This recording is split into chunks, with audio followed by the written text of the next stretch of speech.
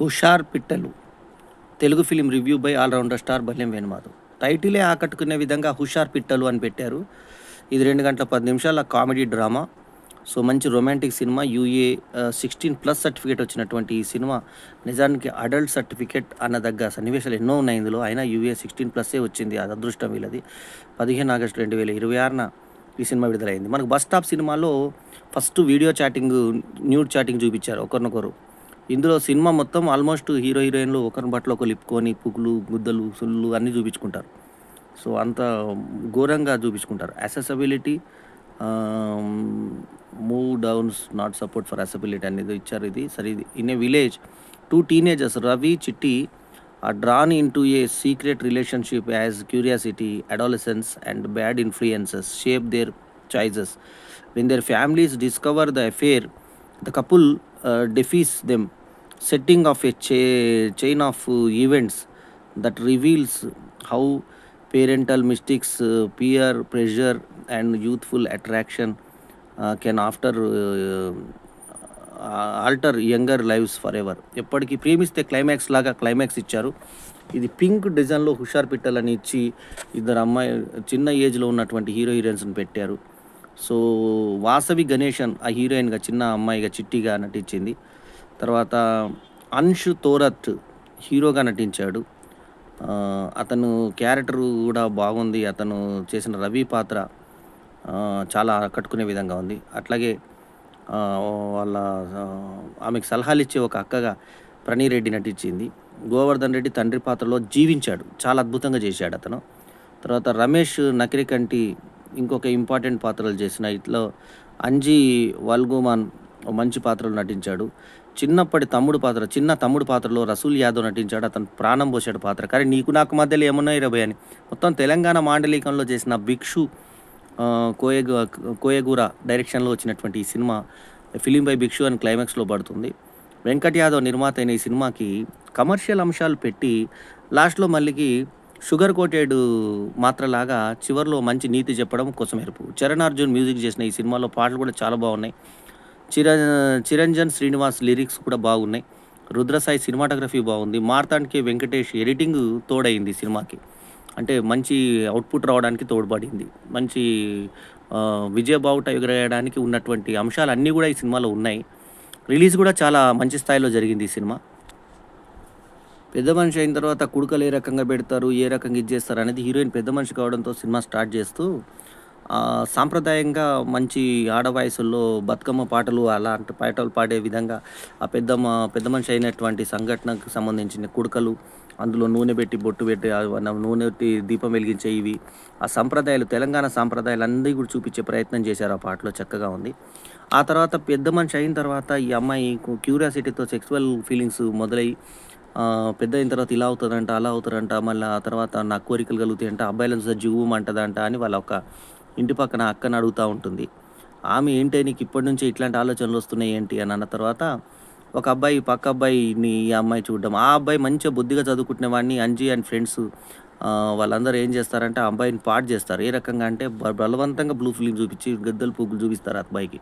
చూపించిన తర్వాత అతనికి లేని కోరికలు కలిగిన తర్వాత ఈమె ఎవరైనా చూస్తే నీకు పొరే పటాస్తారా చూసుకోవాలి, ఈ రకంగా చేయాలి, ఆ రకంగా చేయాలని చెప్పేసి వీళ్ళిద్దరు ఒక్కొక్కరికొకరు ఎక్స్చేంజ్ చేసుకున్న తర్వాత వీళ్ళు కిరాణా కొట్ల దగ్గర కలుసుకొని అట్లా ఒకళ్ళ నంబర్లో ఒకరు తీసుకున్న తర్వాత వీడియో చాటింగ్కి వెళ్ళిపోయి వీడియోలలో చూసుకుంటుంటే ఈ అబ్బాయి తల్లి వచ్చేసి మనకు బాగా చిరపరిచితమైనటువంటి వ్యక్తి. నా బర్త్డేకి కూడా వచ్చిన సునీత మనోహర్ నా బర్త్డేకి వచ్చి నాతో సెల్ఫీలు దిగింది ఆమెడ. సో ఆమెను అప్పుడు వేరే ఒక ఈవెంట్ ఆమె ప్రోగ్రామ్ మేనేజర్ ఒక ఆవిడ తీసుకొచ్చింది. ఆమె పేరు గుర్తుకు రావట్లేదు. ఆమె తెచ్చారు ఆ ప్రోగ్రామ్కి. సో అట్లా వచ్చినటువంటి ఈమె ఇవాళ ఇంత మంచి పాత్ర ఈ సినిమాలో మొత్తం ప్రాణం అవార్డు వచ్చే లెవెల్లో ఉన్నటువంటి పాత్ర చేసింది. శ్రీదేవి తెచ్చిన ఆమె పేరు శ్రీదేవి తీసుకొచ్చినటువంటి మా కార్యక్రమంకి వచ్చింది ఈవిడ. సో మా బల్యం వేణుమాధవ్ ఆర్ట్ థియేటర్ ప్రోగ్రామ్స్లో 4 సంవత్సరాల కింద వచ్చి నాతో సెల్ఫీలు దిగినటువంటి వ్యక్తి వాళ్ళ మంచి స్థాయికి ఎదిగింది. నాకు చాలా సంతోషం కలిగింది. ఆమెకు అభినందనలు. ఆమెకు అవార్డు రావాలి ఖచ్చితంగా. ఈ సినిమాకి చాలా బాగా చేసింది. సో ఆమెకు భర్త తాగుబోతూ అయితే వీళ్ళిద్దరు సెక్సువల్గా కలుస్తూ ఉన్నది పెద్ద కొడుకు చిన్న కొడుకు ఇద్దరు కల్లారా చూశారు అన్నది చూపించారు సినిమాలో. సో పడుకుంటే పిల్లలు పడుకున్న తర్వాత వేసుకోవాలి గానీ, ముందే సెక్స్ చేసుకుంటే వాళ్ళ ముందు ఈ రకంగా ప్రభావం అవుతుందని టీచరొచ్చి చెప్పేదాకా వాళ్ళకర్థం కాదు. సో, ఆ తర్వాత చిన్న పిల్లోడు గూడా స్కూల్‌లో వంశీ వాని పేరు. మా అన్న పేరు రవి, తమ్ముని పేరు వంశీ. ఆళ్ళిద్దరూ అదే పని చేస్తారు. భార్య పేరేమో తల్లి పేరేమో పద్మ. సో, ఈళ్ళ ఇంట్లో జరిగినటువంటి ఈ సెక్స్ పరిణామాలలోచ్చి టీచరొచ్చి ఎక్స్‌ప్లెయిన్ చేస్తుంది. మా టీచర్ ఆడపిల్లలని తీసుకొని దెంగే ప్రయత్నం చేస్తున్నాడు. వాడు ఎక్కడ నేర్చుకున్నారంటే, మా అమ్మ నేను చేసి చూశానని చెప్పి దానికో పేరు కూడా పెట్టాడు బీఎఫ్ అని. అంటే వాడిని పక్కన కూర్చోబెట్టారు. "నువ్వు పెద్దగా అయినాక చేసుకుంటే బావుంటదిరా. ఇప్పుడెందుకంటే ఈ చిన్న మామిడి చెట్టు ఉంది. ఇప్పుడే మామిడికాయలు కాస్తాయా? కాయయి. జామ చెట్టు ఉంది. ఇప్పుడే జామకాయ కాస్తదా? కాయదు. ఒక టైం వచ్చిన తర్వాత వద్దురా నీ పెళ్లి చేస్తాం. పెళ్లి అయిన తర్వాత నీ పెళ్ళాంతో అన్నీ చేద్దువు గానీ, ఇవి చూసినయన్నీ మర్చిపోరా నువ్వు" అని చెప్పి కొడుకును అర్థం చేయించే పద్ధతి అది బావుంటది. ఆ తర్వాత రవి ఏమో ఈ అమ్మాయిని లవ్‌లో పెట్టుకున్న తర్వాత వీడియో కాల్స్ చేసుకుంటుంటే, "ఈ అమ్మాయిని వీడియో ఏం చూస్తున్నావు వాడు చూడు" అని ఆయన తండ్రి అంటే, నా తల్లి ఏం చూస్తారని సునీత మనోహర్ ఏమంటారు, "నా పిల్లాడు మంచోడు వాడు చదువుకుంటున్నాడు" అని చెప్పేసి ఆమె సపోర్ట్ చేస్తూ వస్తుంది. ఎంత అమాయకంగా తల్లిదండ్రులు ఉంటారు. ఈ స్మార్ట్ ఫోన్‌లతో పిల్లలు ఏ రకంగా తమ జీవితాలను ఆఘాతం చేసుకుంటుంటే తల్లిదండ్రులు అర్థం చేసుకోరు అన్నది కూడా ఈ సినిమాలో చూపిచ్చారు. ఆ తర్వాత వాళ్ళేమో నువ్వు లేడీస్ ఫస్ట్, నువ్వు ఫస్ట్, నేను ఫస్ట్ అంటూ టాస్క్‌లేసుకొని ఒకరు నువ్వు చెయ్యరాలు ఒకరు నీది చూడాలని ఉంది అమ్మాయి అనడం. నీది సుల్లి చూడాలని ఉందా అని అమ్మాయి అంటుంది. తర్వాత నీ బుక్ చూడాలని వీడంటాడు. ఒకరినొకరు ఇప్పుకు చూపించుకుంటారు బరువాతలు ఒకరినొకరు. అది సన్నివేశాలు చాలా హాట్‌గా ఉన్నాయి. ఆ తర్వాత ఇది వాళ్ళ తాతకి తెలిస్తే ఆ తాత దగ్గర ఛార్జింగ్ పెట్టించుకుందంటే మంచిగా ఎక్కించుకొని డబుల్ మీనింగ్‌లు డైలాగులు పెట్టాడు. "నీ గడ్డ కావాలంటే నా గడ్డ కావాలి. ఒకటి గడ్డ కావాలి. ఆ గడ్డ తీసుకుందానికి వచ్చినా" అంటాడు. గడ్డానికి తనలు అని చెప్పేసి గడ్డ ముడ్డ అని అర్థం వచ్చేలాగా కింద పిచ్చలని అర్థం వచ్చేలాగా కొన్ని సన్నివేశాల్ని రూపొందించారు. ఇంకెక్కించుకోపో అంటే కొంచెమే ఎక్కిందంటే ఇంక మొత్తం ఎక్కించుకోపో అని చెప్పి తాతని లాస్ట్‌కి అతనే తాళం పెట్టి తన కొడుకును తర్వాత కోడలిని పిలిచి అక్కడనేమో ఈ అబ్బాయి త తండ్రిని పిలిచి వాళ్ళని చూపిసి కొట్టి ఇట్లా జరిగింది అని చెప్తే వాడు నా మొగుడు అని చెప్పేసి తిరగబడిన తర్వాత ఆమెను తీసుకెళ్ళి స్టేట్ హోమ్‌లో ఏసేస్తారు లాస్ట్‌లో. ఆమెకు అప్పటికే కడుపు.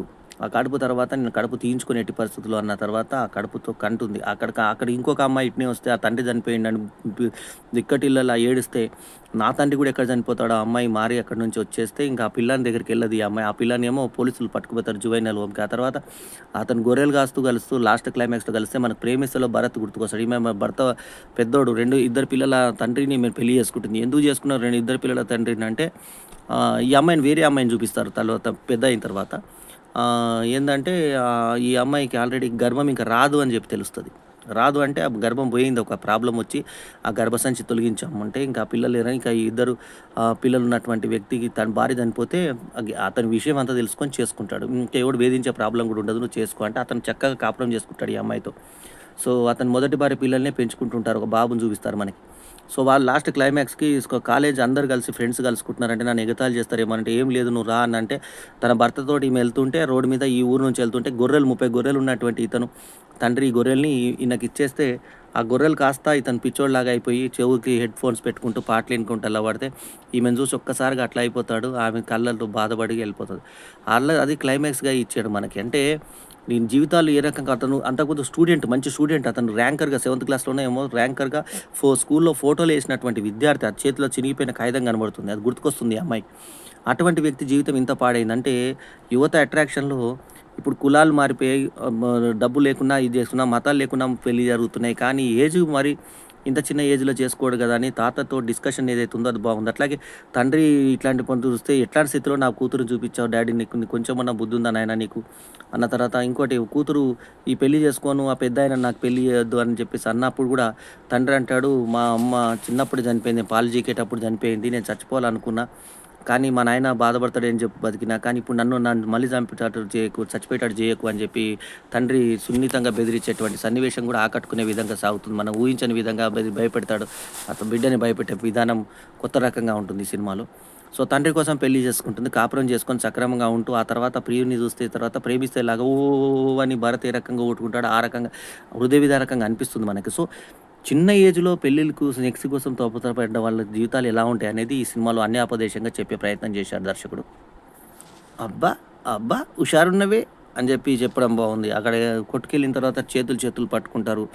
అక్కడ గుడ్డి అతను తన భార్య చూసి వీళ్ళేదో పోరగాళ్ళేదో చేసుకుంటున్నారు అని చెప్పేసి అంటే వాళ్ళింకా భార్యాభర్తలేమో కొట్లాడుకుంటూ ఉంటే తల్లిదండ్రులు కొట్లాడుకునేటప్పుడు ఈ అమ్మాయి ఫోన్ చేస్తది ఫస్ట్ మిస్డ్ కాల్.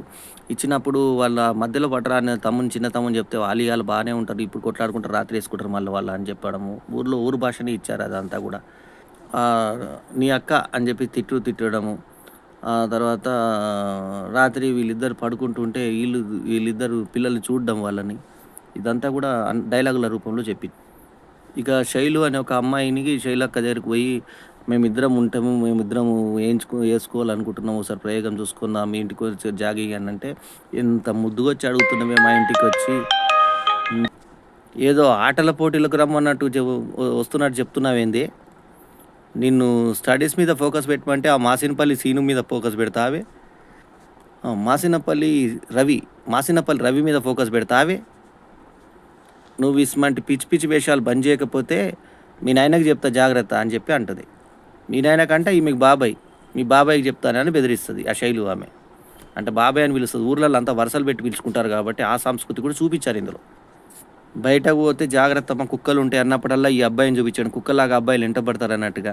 ఆ తర్వాత బర్త్‌డేకి ప్లాన్ చేస్తే ఈ అంజయ్ వాళ్ళ ఫ్రెండ్ ఎవరైతే ఉన్నాడో వాళ్ళ బ్రదర్ ఉన్నాడు. అంటే కజిన్ బ్రదరు. ఆ కజిన్ బ్రదరు తన చెల్లెలికి లైన్ వేస్తున్నాడంటే తన బాబాయ్ కూతురికే లైన్ ఏస్తున్నాడని తెలియక దీనికి ఓ ట్రాన్స్‌ఫార్మర్ ఉంటదిరా, ట్రాన్స్‌ఫార్మర్ పీకేసి చీకట్లో ఆ అమ్మాయిని ఏసుకొని రావాలిరా అని చెప్తే ఆ ప్లాన్ వాళ్ళ చెల్లెల మీదే చేస్తాడు. అది వాడికి అర్థమవుతుంది. వాళ్ళ బ్రదర్‌కి.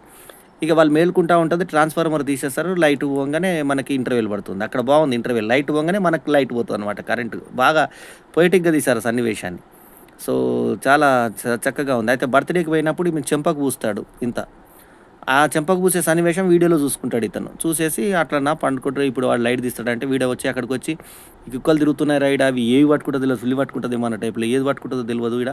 ఈడ గోడ మీద కూర్చున్న అవి ఏవి పట్టుకొని అవి కొరికేటట్టున్నాయి అని చెప్పి దాని సుల్లి కొరుకుతది అన్న మీనింగ్ తోటి వచ్చేటట్టుగా మనకు అర్థం చేపిస్తాడు. సో, మొత్తానికి లైట్ తీస్తాడు. లైట్ తీసిన తర్వాత ఈ అమ్మాయి లైట్ తీయంగానే ఆ అమ్మాయి దగ్గరికెళ్ళిపోతాడు వీడు. ఆ లైట్ తీయంగానే మనకు కరెంట్ పోంగానే మనకి ఇంటర్వెల్ అవుతుంది. అది ఆళ్ళ ఇంటర్వెల్ ఇచ్చారు.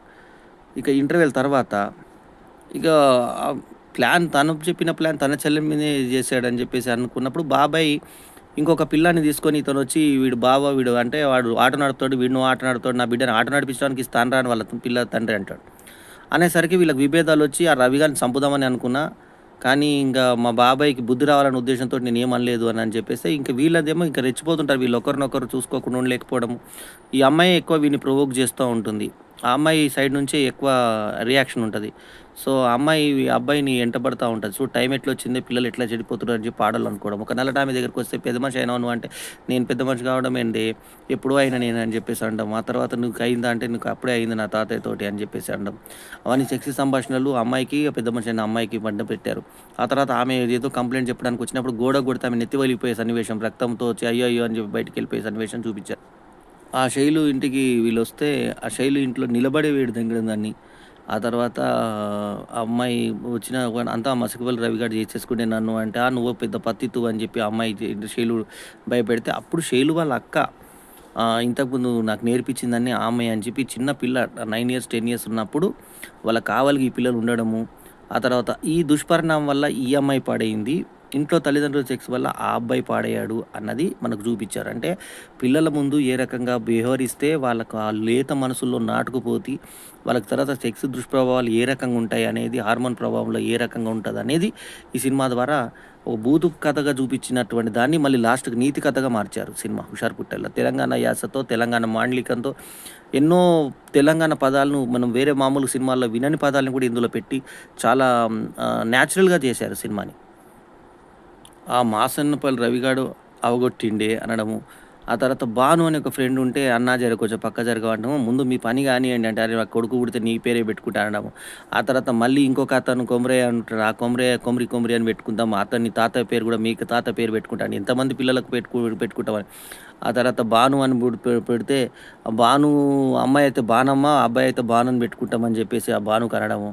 వీళ్ళు సెక్స్‌కి వాళ్ళు ప్రోత్సహించడము. ఆ తర్వాత పక్కింటి అతను ఈ అమ్మాయి మంచం పైన డాబా పైన సెక్స్ చేసుకుంటుంటే దుప్పటి కప్పుకొని చూసి గమనించడము. ఆ తర్వాత మా అమ్మాయి చాలా మంచిదని తండ్రి మురిసిపోతా ఉంటే ఏం చెప్పలేక వాళ్ళు మరి నాకు పనుంది వస్తానే అని చెప్పేసి వెళ్ళిపోవడము. ఊర్లలో ఏ రకంగా కనిపెడతారు ఏం సంగతి అనేది కూడా ఇందులో అన్యాపదేశంగా చెప్పే ప్రయత్నం. "సాల్తీ చూసుకుంటా. నువ్వు కూసో" పెట్టిన సార్లు వచ్చేసేయి నువ్వు కూసో అనడము. ఇవన్నీ కూడా తెలంగాణ మాండలికాలు. మీరు దూరం దూరం కూర్చోండి అనంగానే వెంటనే వాళ్ళిద్దరూ వేసుకొని నిలబడి వేసుకోవడము. ఆ తర్వాత కాపలా ఉన్న ఈమెకి ఊగుతా వీళ్ళు వెళ్ళిపోవడము. కండోమ్ పాకెట్ ఈ అమ్మాయికి పాకెట్‌గా గిఫ్ట్‌లుగా పంపడం. తర్వాత టాబ్లెట్లు పంపియడము. అవి లేసే టాబ్లెట్లు పంపియడము. పిల్లలు కాకుండా ఉండే టాబ్లెట్లు పంపియడము. ఆ తర్వాత ఈ అమ్మాయికి అయినా గాని ప్రెగ్నెన్సీ కన్ఫర్మ్ కావడము. ఆ తర్వాత ఇగ ప్రెగ్నెన్సీ కాదనుకోకుండా ఇది చేయడము. ఈలోపు మనం ఒక ఊర్లో అన్నదమ్ముల్లాగా ఉంటాము. వీళ్ళ పిల్లల దగ్గర మనకు కొట్లాట రావద్దు అని చెప్పి వాళ్ళు పరిష్కరించుకునే డైలాగులు కూడా ఆకట్టుకునే విధంగా ఉన్నది. మొత్తం కూడా నేచురల్‌గా తీశాడు సినిమా. తెలంగాణలో మైసమ్మ తల్లిని తలుచుకున్నట్టు అమ్మో! మైసమ్మ తల్లి ఇదొచ్చిందా అని చెప్పి వేరేటామె ఆయిల్ ఇల్లు వార్తలు మోసే ఆమె వచ్చినప్పుడు అనుకోని ఆమె తెలవకుండానే ఈ అమ్మాయి వాళ్ళిద్దరి సెక్స్‌కి ఒక ప్లేస్ ఇవ్వడం. ఇవన్నీ జరుగుతాయి. ఎవరొచ్చిండంటే కరెంటోడొచ్చిండంటే ఏమేం రిపేర్ చేస్తాడో పోయి చూసుకోపో ఏం రిపేర్ చేస్తాడో చూడని అది కూడా డబుల్ మీనింగ్ డైలాగ్ లాగా ఇచ్చాడు. ఆ డైలాగ్‌ని కూడా అది కూడా బాగా పండింది ఆ డైలాగ్ గూడా. తర్వాత ఉఫ్ ఉఫ్ అంటూ హుషారు పిట్టల్ అంటూ తెంచేసుకున్నారు కట్టల్ అంటూ సాగేటువంటి పాట బాగుంది. పాటలో blue and blue pant, shirt blue, అమ్మాయి డ్రెస్ బ్లూ. మళ్ళీ ఇంకోటి షర్ట్ ఏసినప్పుడు ఈ అమ్మాయి, అబ్బాయి మ్యాచింగ్ ఇచ్చేసి బయట బ్యాక్‌గ్రౌండ్ అంతా వైట్ బ్యాక్‌గ్రౌండ్ ఇచ్చి సేమ్ డ్రెస్సులు ఇద్దరికి మెయింటైన్ చేసే పద్ధతి ఆకట్టుకునే విధంగా ఉంటుంది. ఆ పాటకు తీసుకున్న ట్యూన్ కూడా బాగుంది. 'హుషారు పిట్టల్' అంతకుముందు తెలంగాణ మాండలికంలో ఫస్ట్ 'పెద్ద మనిషి' పాట, ఆ తర్వాత తెలంగాణ వ్యవహారికల్లో ఇంకొక పాట, అది ఇచ్చిన తర్వాత 'హుషారు పిట్టల్' సాంగ్ ఇచ్చారు. టైటిల్ సాంగ్ కూడా ఆకట్టుకునే విధంగా సాగింది. ఈ శైలు వాళ్ళ అక్క దివ్య వల్ల ఈ అమ్మాయి నేర్చుకుంది. బంగ్లా మీదకి పోయి చదువుకోవాలనిపిస్తే నన్ను కూడా తీసుకొచ్చి చిట్టి అని చెప్పి తల్లి అంటుంది. ఎవరి తల్లి? హీరోయిన్ తల్లి. సో, అంతకుముందు ఈమె గుడి దగ్గరికి పోతేనేమో ఈమె చెంపపగలగొట్టిన ఇతను నా తల్లి లాంటిది, మా పాప, నా పెద్ద బిడ్డ, నా బిడ్డ మంచిది అని చెప్పి తండ్రులు ఏ రకంగా నమ్మకం పెట్టుకుంటారో ఆ సన్నివేశాన్ని చాలా హృద్యంగా కొరియర్ అబ్బాయి గిఫ్ట్‌లు తెచ్చిచ్చినప్పుడు ఇది సీక్రెట్‌గా చూడాలంటారా అంటే, నీకు నాకేం సీక్రెట్ రా భయ్ అని చెప్పి తమ్ముడు అనడం అవి బాగున్నాయి. పూర్తి నగ్నంగా ఈ పిల్లోడు రాత్రంతా ఆ అమ్మాయికి చూపించుకొని పండుకున్నప్పుడు పక్కింటి ఆంటీ ఒక ఆమె ఉల్లిగడ్డల కోసం వచ్చి తనని మొత్తం నగ్న స్వరూపం చూసి అతను జుల్లి స్కై అని కేక పెట్టడం. ఇవన్నీ కూడా ఆ తర్వాత ఏమైందో చూపించారు మనకి మొత్తానికైతే. ఉల్లిగడ్డలు ఏడున్నాయంటే ఆడ తీసుకోపో అని అంటే లోపలికొచ్చి చూడడం. వాడు బరువాతలు పండుకున్నప్పుడు తమ్ముడు చూసిపోయి వెళ్ళిపోవడం. ఆ తర్వాత ఈ వేరే ఆంటీ వచ్చి చూసిపోవడం కూడా చూపించారు సినిమాలో. తక్కువ చేసిన తర్వాత కొడుకు నాకుతుంటే ముందు నువ్వే నాకిరా అని చెప్పేసి అనే డైలాగ్ పెట్టారు. సో, కంప్లెయింట్ చెప్పడానికి హీరోయిన్ వస్తది. వచ్చిన తర్వాత ఎవరో హీరోయిన్ టీచర్ వస్తుంది. వచ్చిన తర్వాత ఈ తప్పు మీ కంప్లెయింట్ మీ వంశీ మీద వచ్చింది. అది చేయడానికి కారణం మీరే. మీరు ఇంట్లో అలా చేసుకోవడము, పిల్లలు చూసేటట్టుగా ఉండడం విధంగా ఇలా జరిగిందని చెప్పేసి చెప్పడము. ఆమె మొహమాట పడి తండ్రితో చెప్పించి ఆ పిల్లాడికి చెప్పించడం బాగుంది. ఆ తర్వాత కొట్టినప్పుడల్లా వాడు నాకు చిన్నప్పుడు పిల్లాడే గుర్తుకొస్తున్నాను. రవిని కొట్టడానికి తండ్రి అక్కడ గుంజుకొని తీసుకుపోయినప్పుడు రూమ్‌లో తాకేసినప్పుడు గుంజుకొని తీసుకుపోయిన సన్నివేశం కూడా ఆకట్టుకునే విధంగా. ఏదొచ్చినా ఆపుకోవు నువ్వు అని అంటుంది. ఎందుకంటే పక్కకు రా అంటే ఆమె ఇంకో రకంగా సెక్స్ కోసం పిలుస్తున్నాడేమో భర్త అని అనుకుంటుంది. కానీ తీసుకెళ్ళి పక్కకెళ్ళిచ్చి ఇట్లా జరిగిందంట అని చెప్పి భార్య చెప్పినప్పుడు మెల్లిగా సముదాయిస్తాడు ఆ పిల్లల్ని. "నువ్వు స్కూలుకి పోయి ఆ ఆడపిల్లలతో ఏం చేస్తున్నావురా? అదే నాయనా నువ్వు మమ్మీతోటి నైటు బిహేవ్ చేస్తున్నావు కదా! గట్టిగా చేస్తున్నా" అంటాడు. పెళ్ళైన తర్వాత నీ ఆవిడతో చేసుకోవడం తప్పు కాదు అని చెప్పేసి అన్నప్పుడు మరి అన్నెందుకు చేస్తుండు ఆ పిల్లతోటి అని చెప్పి ఏ పిల్లతోటి చేస్తుండంటే అప్పుడు ఆ పిల్లాడి తన కొడుకు వ్యవహారము ఆయనకు తెలుస్తది. అప్పటిదాకా తెలవదనమాట.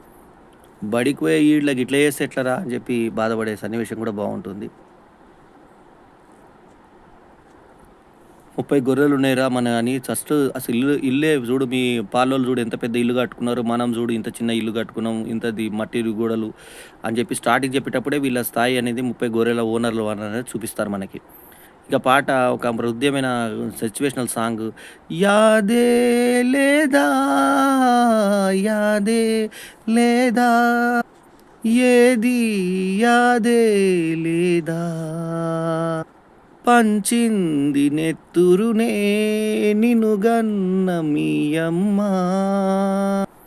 చెమటల్ల ముద్దయ్యి పెంచినాడు మీ నాన్న మరిచావయే మాయలోన కన్నోళ్ళ త్యాగము బడిలోన నేర్చిన ఓనమాలను చేశావు వ్యర్థము నేస్తమా ఓ నేస్తమా నేరస్తుడై నీవు నిలవకుమా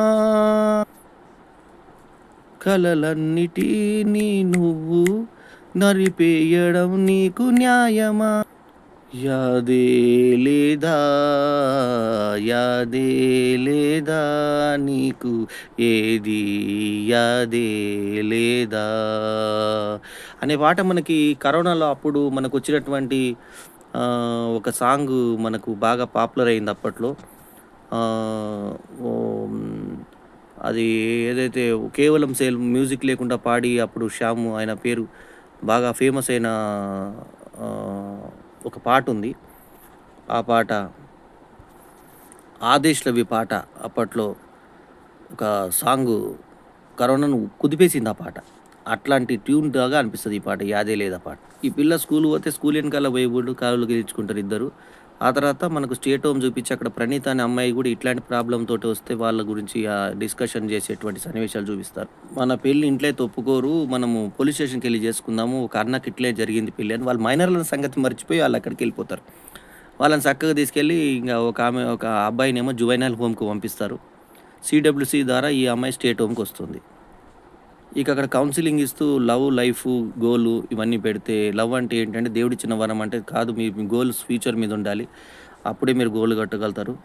ఆడ, మగ సమానం అని అనుకుంటే ఆడ, మగ సమానంగా ఎదగాలన్నారు గానీ మగవాళ్ళతో తిరగమని చెప్పలేదు. మీ లిమిట్స్‌లో ఉండి తిరగాలి మీరు అని చెప్పేసి అక్కడ కౌన్సిలర్ చెప్తారు. ఇక ఆ తర్వాత ఈ పిల్లని కాలేజీకి స్కూల్‌కి బాబాయ్ పల్సర్ మీద తీసుకెళ్తా ఉంటారు. ఈ అబ్బాయి దూరంకెళ్ళి చూస్తా ఉంటాడు. సో, ఈ అమ్మాయికి మళ్ళీ పాజిటివ్ కన్ఫర్మ్ కాగానే మనకి పాప పుట్టిండని నీకు, నాకు పాప అని ఇట్లా ఇండైరెక్ట్‌గా చెప్తుంది ఆ అమ్మాయి. ఇతను విని బాధపడతాడు. నీ వల్లేగా ఇదంతా కల్లోలం, నీ వల్లేగా కలలన్నీ శిథిలం అంటూ అర్థవంతమైన పాట. సినిమాలో ప్రతీదీ పెద్ద మనిషి పాట గాని, ఆ తర్వాత సంస్కృతి సంప్రదాయాలు చూపించే పాట గాని, ఆ తర్వాత 'హుషార్ పిట్టలేమో' 'హుషార్' సాంగు టైటిల్ సాంగు. తర్వాత 'యాదే మరిసివా' అనే పాట గాని, ఆ తర్వాత 'నీ వల్లే ఈ కలలన్నీ శిథిలం' అనే ప్రతి పాటలో గూడా ఆ సాహిత్యం అనేది మీనింగ్‌ఫుల్‌గా రాశాడు ఆ పాటల రచయిత. చాలా అద్భుతంగా సాహిత్యం అనేది అందించడం జరిగింది. ఎంటైటిల్స్‌లో గూడా ఒక్కొక్క పాత్ర పేరు వివరంగా ఇచ్చేటువంటి పద్ధతి కూడా నచ్చింది నాకై. శైలు నయనగా, ఎంఎం రెడ్డి వీళ్ళందరూ. సో, ఇందులో మనకు రిమార్కబుల్ పెర్ఫార్మన్స్ ఇచ్చింది ఎవరయ్యా అంటే మనకి 'రసూల్ యాదవ్' చిన్నప్పుడు అదే అదే తను హీరో తమ్ముడు చిన్నప్పుడు కాదు తమ్ముడు పాత్ర. అతను చేశాడు. 'గోవర్ధన్ రెడ్డి' తండ్రి పాత్రలో అద్భుతంగా చేశాడు. అట్లాగే చెప్పుతోటి కొట్టుకొని 'ప్రణయ్ రెడ్డి' అది శైలు పాత్ర చేసిన అమ్మాయి చేసింది. అయితే చెప్పుతో కొట్టుకొని తన తండ్రిని క్షమించమని వాసవి గణేష్‌ని అడిగి నన్ను పెళ్లి చేసుకో నాయనా, నేను చదువుకుంటా నాయనా, మళ్ళా చేయి నాయనా అనేది యువత ప్రతినిధి అప్పుడు ఇంట్లో ఒక్కొక్కళ్ళని అడుగుతది. అక్క నువ్వు చెప్పు, అక్క పెద్దమ్మ చెప్పు, నువ్వు నాయనమ్మ నువ్వు చెప్పు, నాయనా నువ్వు చెప్పు, అమ్మ నువ్వు చెప్పు అంటూ మళ్ళీ తండ్రి దగ్గరికొచ్చి అది అడగటము. ఆయన గోవర్ధన్ రెడ్డి చూపించేటువంటి నటన అదంతా కూడా ఆకట్టుకునే విధంగా సాగుతుంది మనకు. ఓవరాల్‌గా 'హుషార్ పిట్టలు' ఒక అర్థవంతమైన సినిమా. సెక్స్ ముసుగులో మనకు స్వీట్ కోటెడ్ ఒక మెసేజ్ లాగా మనకు అటు అది ఉంది, ఇటు ఇది ఉంది. 2 రకాల నాణ్యానికి 2 వైపులు అన్నట్టుగా చూపిచ్చారు. వాసవి గణేషన్ యొక్క పెర్ఫార్మన్స్ పూర్తిగా ఆకట్టుకునే విధంగా ఉంది. ఆమె ఎక్స్‌పోజ్‌కి గూడా వెనక్కిపోలేదు. అంటే కొన్ని బట్లిప్పే సన్నివేశాలు ఆమె ఇప్పకపోయినా, విప్పిన భావన కలిగించింది మనకి. అందుకే దీనికి ఏ సర్టిఫికేట్ రాకుండా యూఏ 16 సర్టిఫికేట్ వచ్చింది. నిజానికి ఇది ఏ సర్టిఫికేట్ ఇవ్వదగ్గ సినిమా ఇది. సో, చాలా ఉన్నాయి ఇందులో అర్థాలు, బూతులు గూడా. సో, అంశు తోరోట్ కూడా చాలా చేశాడు. సో, అతను మామూలుగా ఉన్నోడిని చెడగొట్టి, అతన్ని ఈ రకంగా స్థాయికి తీసుకొచ్చి లవ్‌లో దింపిన తర్వాత ఈమెనేమో దివ్య వల్ల చెడిపోతది ఈమె. ఎవరు శిల్ప వాళ్ళ అక్క దివ్య వల్ల ఈమె చెడిపోతే ఆమె ఊరికే లేచిపోయినటువంటి ఉంటే మా కూతురు అటువంటిది కాదని తండ్రి అన్నటువంటి ఆ గోవర్ధన్ రెడ్డి నమ్మకాన్ని వమ్ము చేసిన ఈమె. ఆ తర్వాత ఎంతో బాధపడి ఆడపిల్ల తల్లిదండ్రులు ఎట్లా బాధపడతారనేది చాలా కళ్ళకు కట్టినట్టుగా తీసిన దృశ్య కావ్యం ఇది 'హుషార్ పిట్టలు'. ఇటు కమర్షియల్‌గా చూపిస్తూ, అటు మంచి చెప్తూ 2 రకాలుగా నాణ్యానికి 2 వైపులా అన్నట్టు కత్తికి 2 వైపులా పదును అన్నట్టుగా చూపిచ్చారు ఈ సినిమాని. ఈ సినిమాకి నేనిస్తున్న రేటింగ్ 4/5. ఒక మంచి సినిమా, ఉపయోగపడే సినిమా. అటు మనకి కోరికల్ని తీర్చి, అటు ఎక్స్‌పోజింగ్ టైపు చూపిచ్చి, బూతులు వినిపిచ్చి, అన్నీ జేసి మళ్ళా ఆ తర్వాత మంచిదని గూడా చెప్పేటువంటిది. తల్లిదండ్రులు కనబడుతూ సెక్స్ చేస్తే ఏ రకంగా పిల్లలు ఇన్‌ఫ్లుయెన్స్ అవుతారు. తర్వాత పిల్లల ముందు సెక్స్ చేసుకునేటువంటి యువ జంటలు ఏ రకంగా తప్పులు వాళ్ళకి ప్రేరేపిస్తున్నారు. వాళ్ళు ఇంకా యవ్వనంలోకి రాకముందే వాళ్ళు ఏ రకమైన ప్రలోభాలకు లోనై చెడు దారిలోకి పడుతున్నారనేది కళ్ళకు కట్టినట్టుగా తీసినటువంటి 'భిక్షు కొయగురా' డైరెక్షన్‌కి హ్యాట్స్ ఆఫ్. చాలా తీశాడు ఆ అబ్బాయి. So, 4/5 is my review rating. ఈ రివ్యూ గనుక మీకు నచ్చితే లైక్ చేయండి, కమెంట్ చేయండి, షేర్ చేయండి. మా ఛానల్‌కు తప్పకుండా సబ్స్క్రైబ్ చేయండి.